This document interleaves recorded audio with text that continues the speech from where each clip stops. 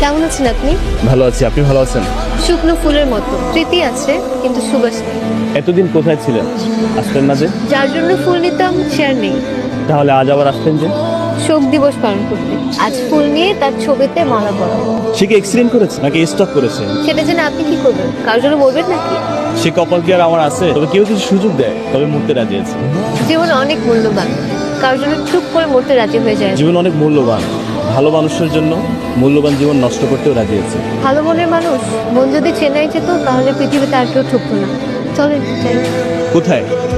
কেন আপনি না মরতে চাইলেন? চলেন আপনাকে মরতে সাহায্য করি। সবুজ, আজ থেকে ফুলের দোকান তোর, আমি মরতে গেলাম। আমারও যদি একটু মারা ব্যবস্থা করে দিতেন, কারণ এই সিঙ্গেল একা ভালো লাগে না, অনেক বোরিং। তুমি মরলে দোকান কে চালাবে?